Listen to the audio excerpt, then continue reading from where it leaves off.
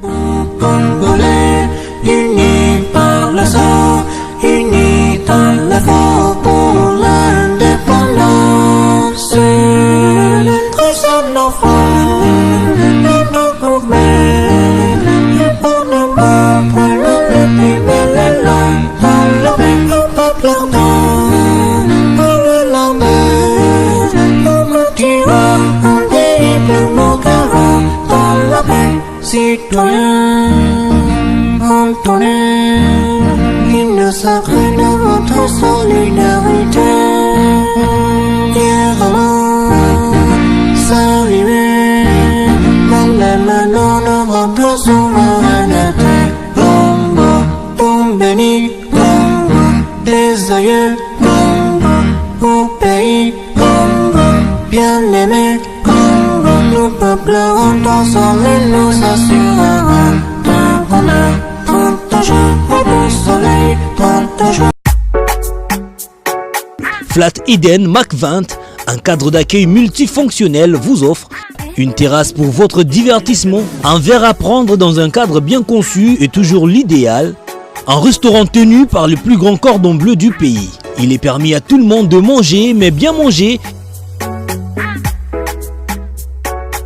Le chambre à la dimension de vos besoins en repos. Le repos, la bonne humeur, la gaieté et une bonne restauration. Des choses à vivre obligatoirement dans la vie et vous pouvez vivre cela à Kinshasa. Ah oui, une seule adresse, avenue Mpaka numéro 1429 et 1430 dans la commune de Lemba au quartier Super, dans la ville de Kinshasa, référence entre terrain camp GD. Flat Eden Mac 20, nous sommes une marque pour un service aux besoins de vos exigences.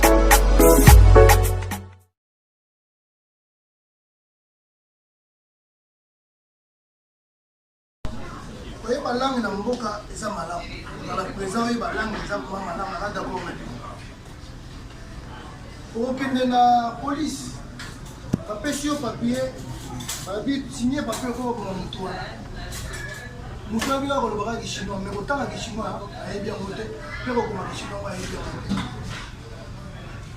Rien n'a pas la bino va couler tout le monde tangia. On va qui chinois, beaucoup mara qui chinois. La langue n'y est pas pour le bien la bino va bien. La recette la bino va couler, massage. La ndenge au rwanda la moni fait bonne, la moni fait couler à ben, fait caté. La recette la bino va couler.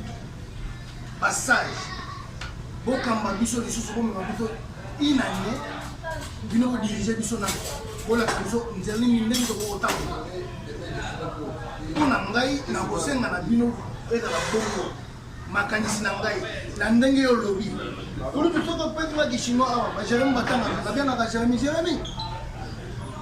banzeto bakomprendre ngo bien te na comprendre kaka deux phrases awa mais baphrase omosu na comprendre yango te nakangeli de photo na biso explike ngango bien avant na simo akoexplike ngai yango wana ngai na kosenga na bino bakulu bozala bama baegoise te bapapa na bino batindaka bino ngo kotanga sikoyo bino nde sikoyo bakulutu pardon bino nde bakulutu botangi yango mpe bokonaka yango bien bodirige biso nanu panda inane orete obanda potanaka pambapamba na gauche droite eza kaka nde tosala réunion bino bakulutu okovanda sikoyo na commission na bino esaya ya bakulutu kotanga bobimisela biso président moko ya bino bakulutu kotanga bokamba biso panda inane tolanda nzela na bino bien merci mpona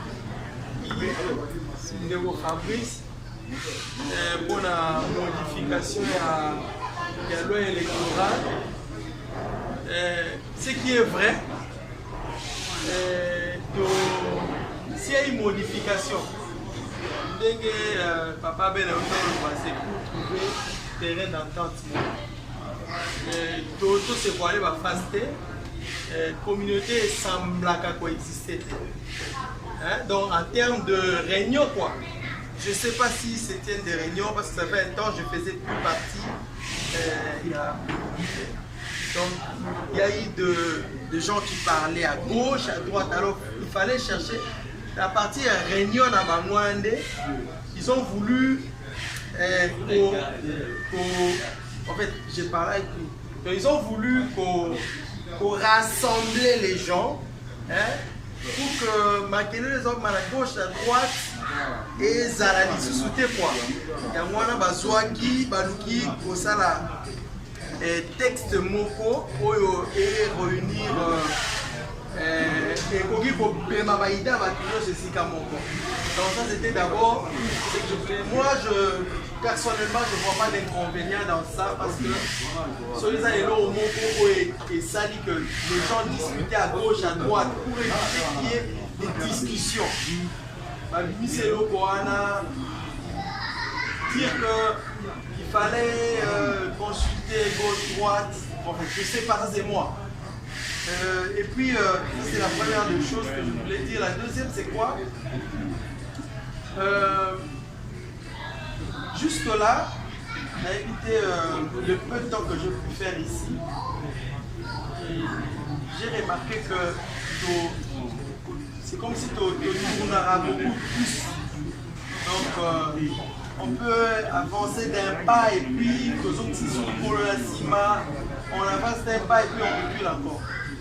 Parce que, comme Silo l'a dit tout à l'heure, est-ce que le grand qui sont là, les sages, par exemple, donc j'adhère un tout petit peu dans son idée, quoi, pour dire que est-ce qu'ils ne peuvent pas, soit donner une ligne de conduite, comme ça les gens vont suivre. Donc c'est un peu ça, quoi. Voilà. Pour la président, pour la mariée. Pour la point, 70% des résidents sont célibataires. Une minorité, vous décidez que vous va marier, vous êtes président. Donc vous ignorez la majorité à 70%. Et ça, madame, vous ne pouvez pas changer. Donc moi, on va marier ma dirigeant communautaire. Vous voyez bien si elle va marier ma dirigeant. Et là, quand on va question aux célibataires, au Kamba bien fait. Pour marier aussi la dirigeant et deux ans. Pour y aller parler ça pour la carte langue nationale. Attaque qui s'est qu'elle moi le dirigeant Congo les lots. Aïe, mais ça qui n'a pas mis parler. Car à Kilouba, ça il a évité, Kiko m'a évité. Comment ils sont communauté, encore diaspora, d'exiger carte langue nationale. C'est dit, on est en temps. Aïe, mais ça va être. À quoi diriger? Je crois que... Et quand il continue sur ça, allez français.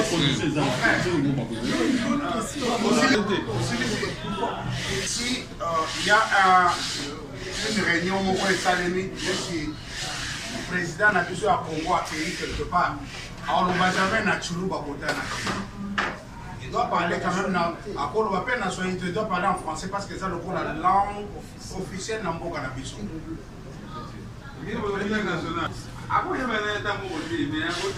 Enfin, donc, c'est clair, c'est clair.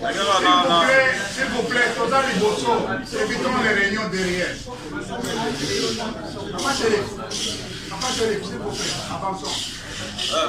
Bon, on a un peu de points parce que dans le monde de bataille, il loi électorale, mais la loi électorale, bon, on a eu l'occasion de conduire ça là. On a une position dans la société. Maintenant, on va conduire.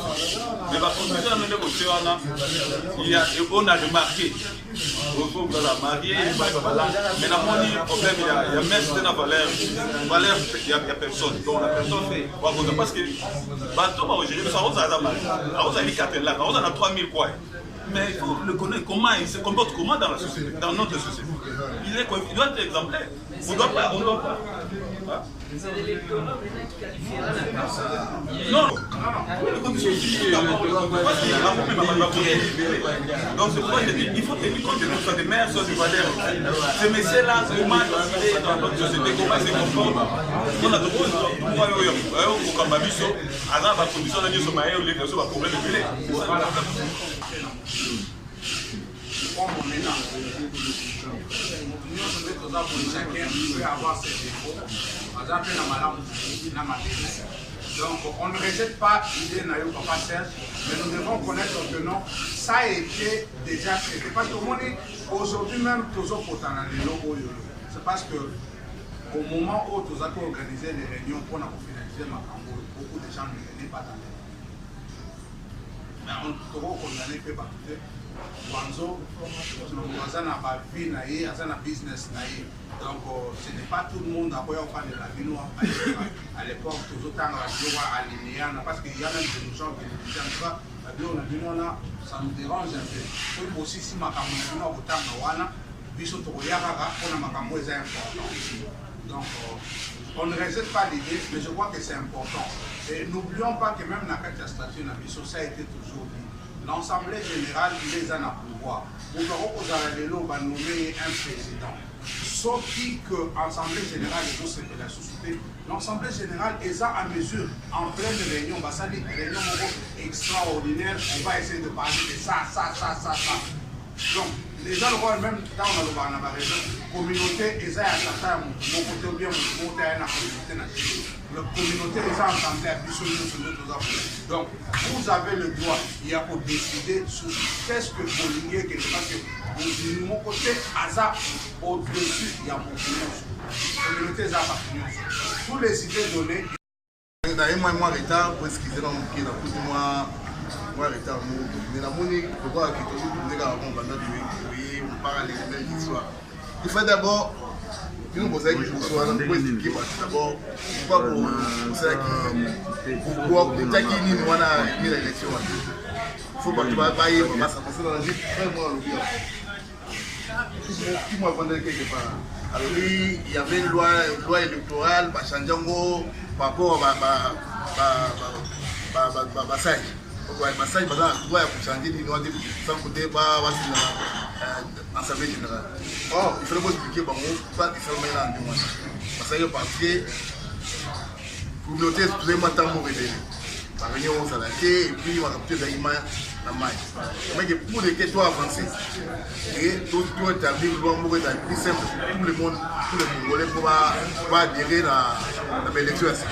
Il faut expliquer pourquoi pour ne pas s'entraîner dans la bloc, moi, on risque plus de match au bateau. Dans le document mort.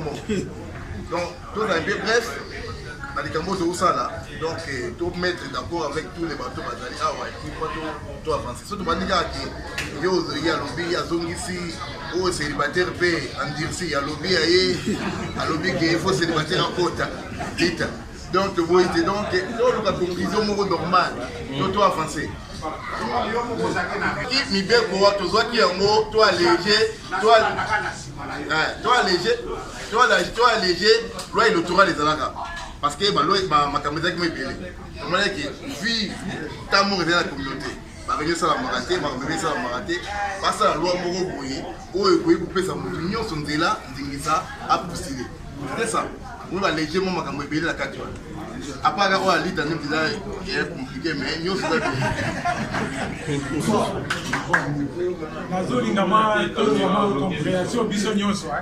parce que ma question au fou là tout de suite là, la question Monica comment Bassage va changer qui va il faut continuer à partir de début pour y battre.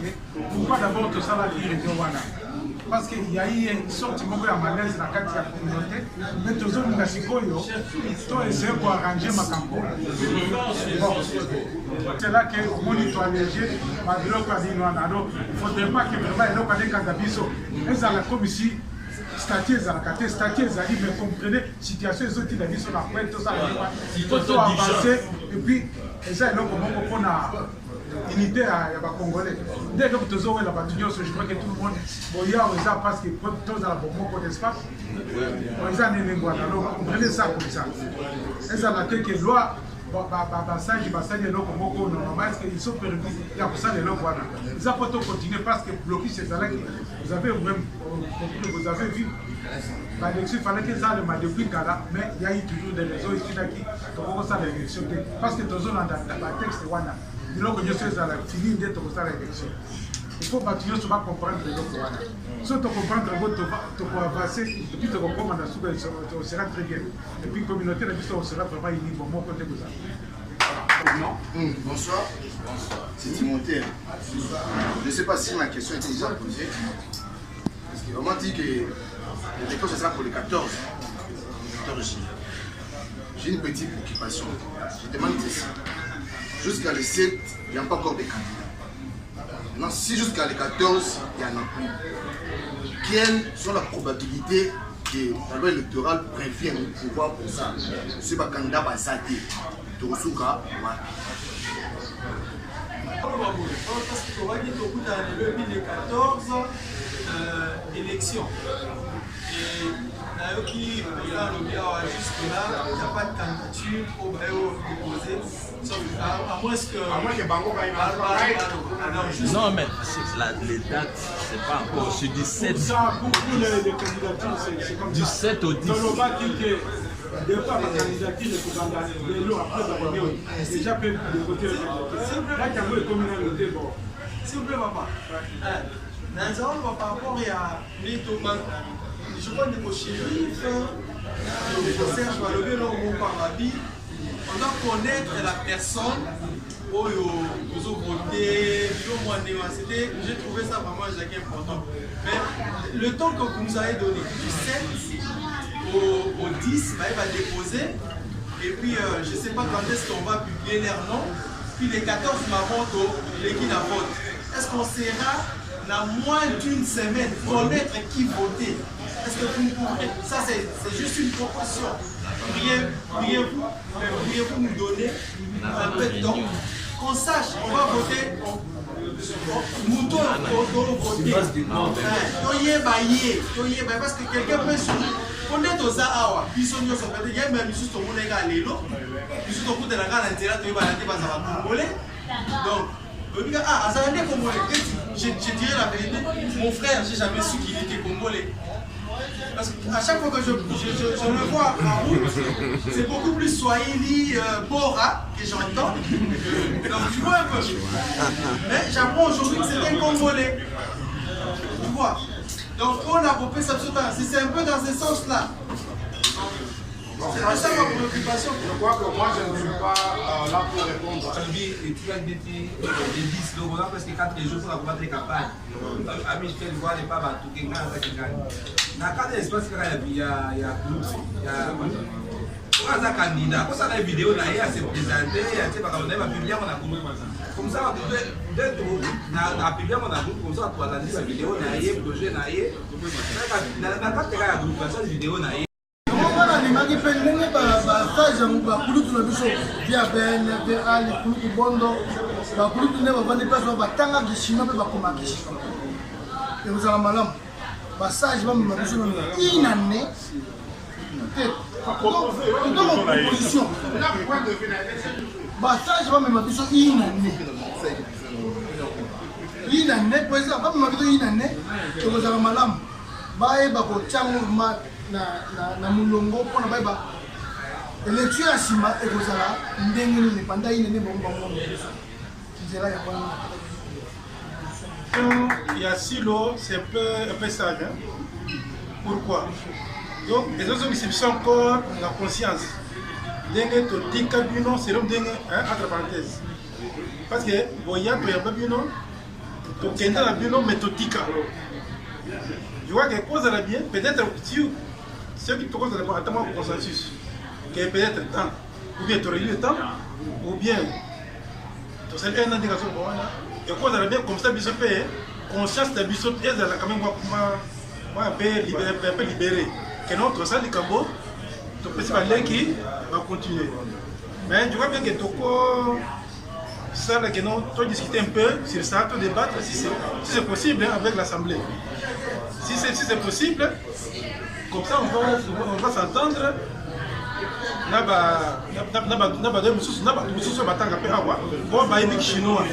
Comme ça on peut quand même arranger un peu moins le coyo. Parce que tout ça lit votre coyo. Je crois bien que Boulé est ma casse. Et qu'on appelle, en tout cas, il faut faire de vraiment bien dit. Moi je préfère qu'ils n'ont pas débattre sur un silo, proposition de silo, total, pour tout que rapide. Si on te regarde la proposition, je pense que ce sera par consensus. Les gens se rembouillent, oh non, le règlement de l'unité, non, et le statut est ali. Mais ça, c'est pas le consensus. Donc c'est que nous sortons un peu dans le cadre du cadre, et dans le cas là, nous avons chez nous, comment ça s'appelle, constitution. Mais les baguettes à Senko. Encore la 50 années, de remplacer conscience donc pour un temps. C'était en fonction de ça qu'on a un peu dirigé le pays jusqu'à ce que tout le monde ait élection. Candidat Bazala. On a vu le candidat aux Anglais. Congolais, il va bien être président. Bazala. Batia candidature dans une élection, tu voter président aux définitive, on a 2 ans, après tu changer. 2 ans, on Il y a Mirmir Yabatu, Koloba. Plan B na biso eza ndenge nini. Lokola toyebi biso ba Congolais, tolobaka likambo mais totalaka temps na moment te.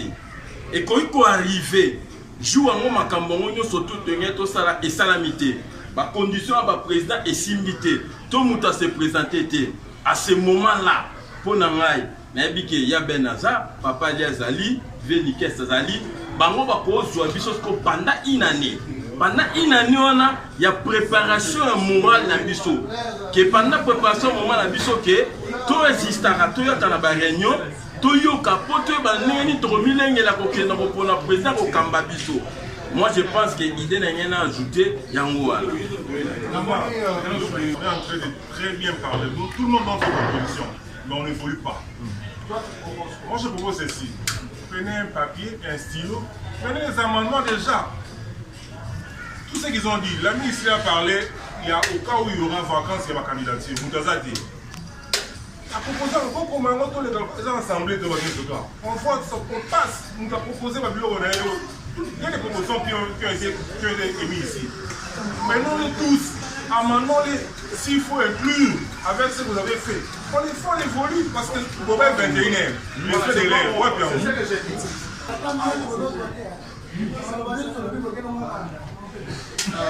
S'il vous plaît,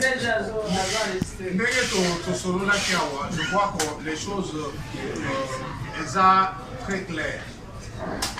Tout ça, il y a de points qui sortent comme dans le bas qui se passe que tu es à la réunion. On ne peut pas revenir sur cela. Mais non, réunion a dit soit les deux, ça a été dans 2 mois.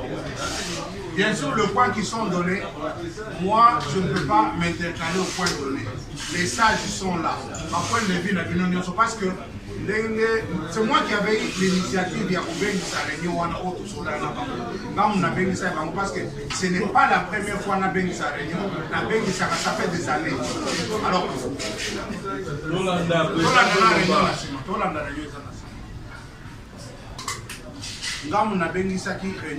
c'est parce que ça fait, ce n'est pas la première fois. Ça fait 2 ans que j'ai un message, je l'ai dit devant tout le monde. Ceux qui battent mon téléphone est témoin. On a un message, on a email, les témoins. Alors, on ne peut pas revenir sur cela. Le problème de l'initiative au Nazois, c'est par rapport à souci à la communauté et à l'élection. Voilà. Donc, la commission électorale est déjà out.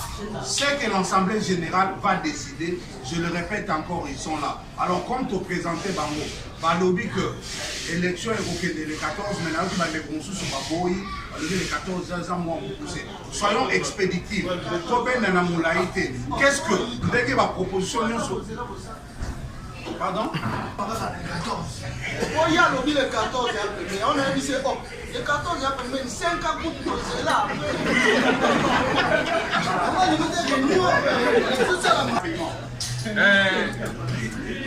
Il y a les bossons à nous. C'est ce que c'est là. C'est ce qu'on a retard, mais c'est ce qui était parce que réunion. Message na mino opesi en retard. Jamais on peut ça mon message na Boutou, lobby réunion, jamais. On peut ça peut-être une semaine avant ou dimanche passé, on peut si mon travail le lot. Donc normalement réunion c'est qu'on s'arrête. Mais tu y es qu'on peut te niveau dans congolais. Mais erreur n'a rien à répéter. Pour ça la carte de business. On peut ça une semaine avant un message à repréparer et pour continuer le message. Non, c'est moi qui dirige. C'est qu'on est nous sommes les Congolais de l'Oba. Parce que Babenga Lelo Babenga, vous avez une réunion à Pau Kongabi. Lelo réunion. Nga na yebelo remonte et ça la qualité hein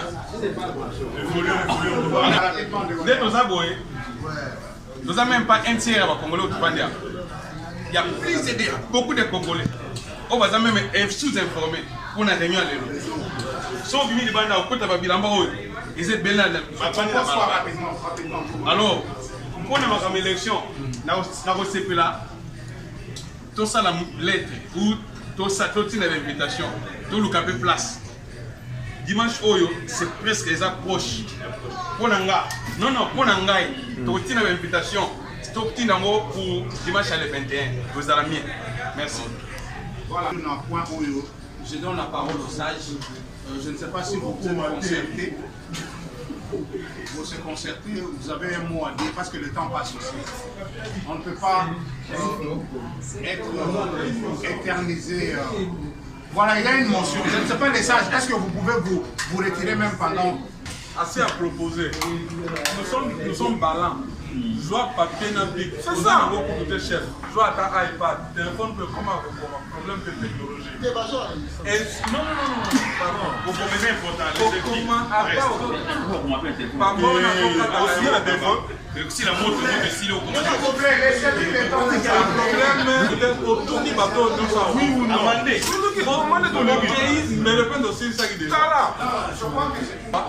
Vous serez obligé à répéter encore l'intention de l'Assemblée.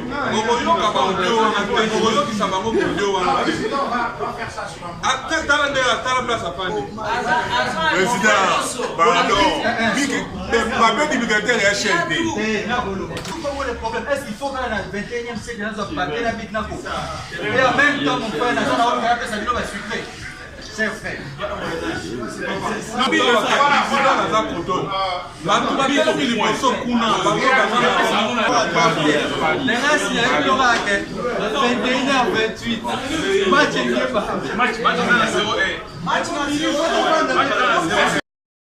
Moi, contact na passage nyonso, on a ma proposition nyonso au PC awa. Et puis communauté na biso ndenge ezokendele. Volume. Interprète.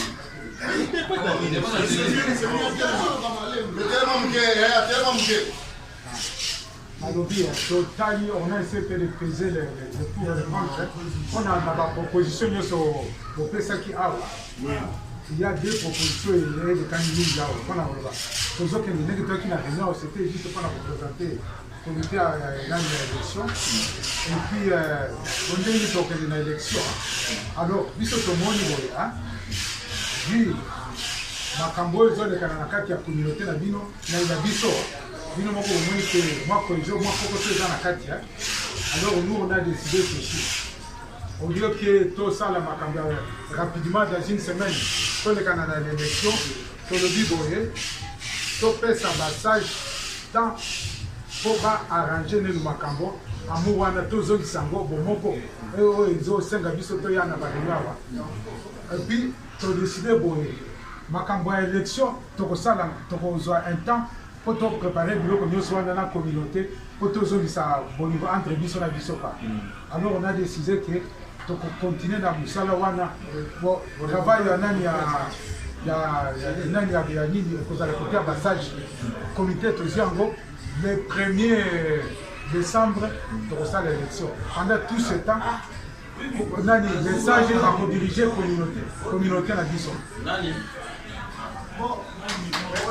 c'est-à-dire que pour tous ceux qui s'abonnent nous aurons presque 5 points. Si tu as décidé que 5 mois aussi, le 1er décembre, tu reçois l'élection. Pendant tout ce temps-là, on sera en train de... Moi, ma tendance, en conclusion, le comité de sages a toujours décidé pour retirer l'exécution. Pouvoir exécutif, pour retirer en haut. Toujours missiongo na maboko ya passage. Biso toza na biso na website na biso la diaspora congolaise ya Gwanjo. Toko se réunir bokoye ba président na kata passage. Nous avons dirigé biso azali nani mokondi na kata communauté eza nani toko communiquer bino. Le plus tôt, oui, le plus tôt ne vous en faites pas. Ne vous en faites le plus tôt possible. Non, pardon, non. Attendez. Bon, donc on va retirer pour voir, on va retirer en haut. évaluation dirigée par Bassage. D'ici une semaine, Bokoye Banani Moulagoza la président. Et puis, date à président à Lobby Nabiso, hier à Lobby, donc ça la élection. La première semaine de décembre, le premier dimanche à décembre, qui tombe le 1er décembre, pour organiser ma tamonioso, pour ça l'ensemble, jour, pour préciser maintenant pouvoir la patrouille au Mali. Donc voilà, décision de la mission de la Souka. Il ne faut pas concevoir la face. Donc, il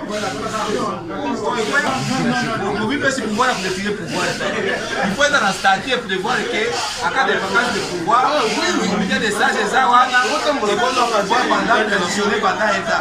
Maintenant que c'est une personne dans ce Likita, malheureusement, le pouvoir n'est pas président.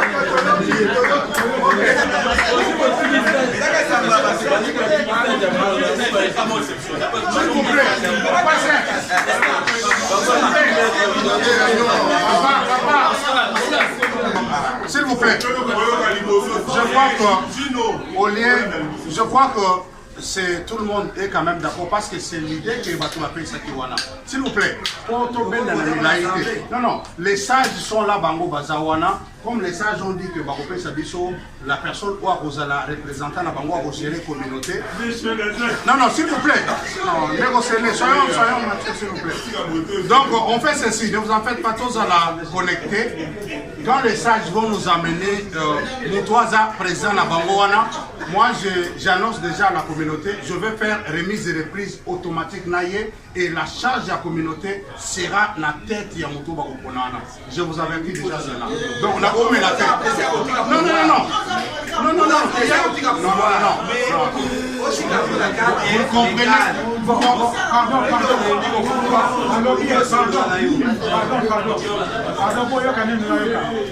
Stage.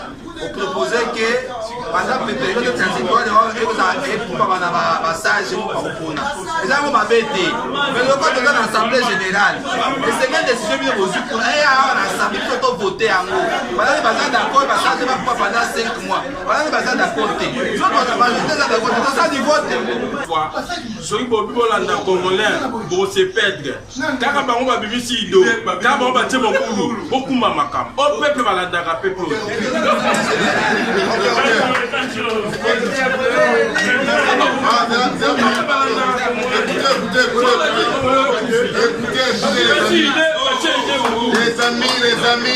les amis, écoutez un peu. J'espère très bien que bateau qui nous fondé bon passage. Voilà. Nous fondé bon passage. Bayo qui moi réunion élection et l'autre on est par rapport il y a réunion ça. Voilà. Et ça c'est que l'autre moko ba fondé na mutuna ba. Et bimi na carte la vision de tout. On noter tout le monde. Mon frère, tous à l'Olympique galant. La communauté c'est pour tout le monde. Les sages sont qui basent en mot pour mettre un peu en ordre la communauté. La communauté est déjà la part. Oui ou non? Tout le monde sait ça. Madame a besoin de mettre pour remonter en haut et puis pour l'élection en Nengabalam. J'espère très bien qu'il ne pourra pas tout ça. Tout le monde ici pour avoir un sentiment ou de ma vie. Tout petit canal, on va mettre canal pour me rabisso. Et puis tout à l'heure, 1er décembre c'est pas loin aussi. Donc, mes canaux pour dire nous sommes dit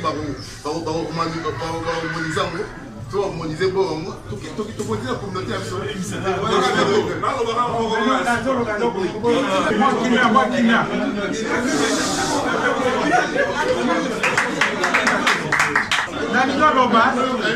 tout à l'heure, il y a la bandage au Loba, la Loba qui n'a bino, tout ça là qui réunion parce que tout le monde qui malaise dans la carte, il y a na lobi que réunion na tout ça du poto annulé statut bénin non statut zawana et ça question to comme une attaque à mutu nyonso ndenge to zaliawa to essayer pour kangi somboko to continuer mais but na biso oh ya bino pe bozoli ngeza batu nyonso to sangala to zala dilamo après si quoi Rwanda parce qu'il y a eu de gauche à droite makambezo le canal ba groupe de gauche à droite tout c'est pourquoi tu dis passage tout zango tout arranger tout remonter là quand il faut la loi qui va tout remonter après pour remonter ils ont mis ma cabonio sur le normal et ça taille pour kangamo il faut continuer ça bien donc on a sauté dans la ville Bonjour Président. Bonjour.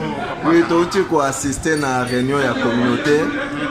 But ezalaki pour la organisation de l'élection. Tu as dit que tout na intention na yo pe morale na yo après réunion. Non, je crois que c'est normal, comme on le dit, dans quatre associations, l'Assemblée générale des organes décidés et puis nous en passage. Je crois que tous les points cités, vraiment, et les décisions prises, pour moi, vraiment, c'est normal parce que c'est l'Assemblée qui décide. Donc, comme ça ne m'appartient pas à décider, je ne suis là qu'à obéir à ce qui est décidé. Mais sikoyo, pourquoi pas même bassage? Lokola na kati ya statut et l'obité que bassage. Bakoti ko récupérer pouvoir pour momentanément. Pourquoi pas il fallait le quoi tozaki na réunion moko na ba membre majoritaire. Pourquoi pas ko voter même sage nini ya koti kumba bato leke bango ba kende ba vanda ba solo entre bango. Bon, c'est pour dire que c'est une situation qu'on a décanté un peu crise selon les gens qui sont dans la communauté. Alors je ne peux pas refuser cela. Les décisions ont été prises, qui vont la communauté alors comme Balégi va remonter contre, je crois que donnons la chance à ce qui est décidé et espérons toujours que Makamon sera très bien. Mon souhait c'est que la communauté sera très bien. Mais na bandeko yo bayaki lelote okoki koyebisa bango nini est-ce que communauté na minute ekweito tozozela bango babimisa président. Est-ce que problème ezaka ka présidence to même na staff mobile? La communauté est ouverte à tout le monde comme on le voit toujours. Comment on a besoin et encore il y a maintenir espérons que les jours à venir on a besoin de Congolais, surtout les Congolais de Poisson, de Chine, parce que c'est la communauté congolaise de Chine. Donc on va ensembler tout le monde. En tout cas, pas se décourager que prochainement nous aurons le temps pour discuter ensemble de la vacances. Et je sais que les sages de notre communauté, ce sont des gens qui ont duré ici pas 30 ans en Chine, pas 35 ans en Bazani, 27 ans, donc ainsi de suite. Ils vont essayer quand même de bien réfléchir pour ça la vacances. Merci beaucoup, Président. Bonjour papa. Bonjour. Tomoni ozaki parmi bassage, tolingi to bakombo et puis misala na ona Chine. Non, bassage, en fait moi je suis le président de sage de la communauté congolaise de Chine. Ah d'accord. Papa nani? C'est papa Kate Mukombi. Est-ce que décision bozwi lelo pona bino moko bomoni yango eza mieux pona communauté to ezali sous pression? Non, je crois que c'est juste pour la situation de la communauté négezali, tout ça moi kokoso. Donc comme déjà dans ma campagne des groupes 2 ou 3. Alors pour résoudre ces problèmes, parce que tout le monde il y avait des solutions. Soit directement dans l'élection, parce qu'en fait ce sont les élections qui faisaient les problèmes dans la communauté. Mais tout le monde qui est aucun dans l'élection, ceux qui candidats il y a tel groupe à l'équipe, les autres seront contre lui. Avant que tout ça, vraiment, tu vas dans Bomoko. Bomoko est communauté, ceux qui te salent une langue, tout ça, nous allons à Pamba. Donc, la question avec ma sage, c'est ça, tu vas mettre puis la nini pour de la pouvoir. Baza batumoko netre bango balanda. Alors, bakozala na travail moko très dur il y a 5 mois. To sangisa bato babanda ko sangisana. Dès que ça la élection, on kozala maintenant préparable. Mais est-ce que kozalate que nini tindika tia quelque élection wana e bendi mikolo ebele tam sous 2 ou 3 ans les sous te? Non, ce qui se dit que le 1er décembre, on ça l'élection, on ça l'ango. Merci papa. On va travailler pour ça. Merci papa. Parce que tout le monde sous-souté, la communauté à la diviser. Et les gens doivent comprendre que tout ça n'est pas va que le bateau que tout ça ceux qui coup d'état non. C'est ça le coup d'état c'est ça pour la communauté la vie sur que les gens. Communauté au groupe parce que sur le token n'est pas là. Mon que dans le mon côté. Ils ont lutté. Ah ben l'élection pour résoudre le problème. Merci papa. Congolais, unis par le sang, unis dans l'effort pour l'indépendance. Très saint nos frères, et nos gourmets, et pour nos morts, pour le primer les langues, dans le peuple ardent, pour le lendemain,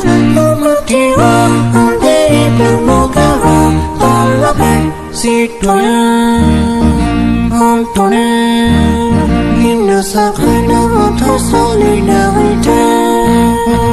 Fièrement saluer, même les menons de votre souveraineté. Congo, ton béni, Congo, des aïeux, Congo, au pays, Congo, bien-aimé, Congo, nous peuple ensemble nous assurera.